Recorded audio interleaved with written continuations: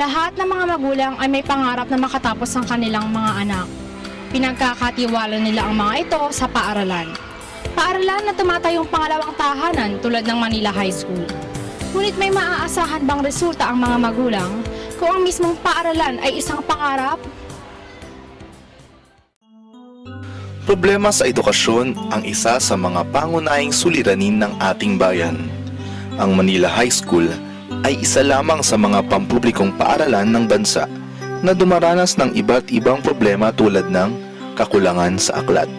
Our library needs books, the new books that are now in circulation. Mahigit 2 aklat lamang kada estudyante mayroon ang library ng paaralang ito. Sa kabuuan, 9,360 ito lahat-lahat para sa 3,500 na estudyante. Karamihan dito ay mula sa kabutihang loob ng ilang private institution tulad ng Letran. Subalit, hindi pa rin sapat ang lahat ng ito. Ang mga donated books ay karaniwang luma na at hindi na updated.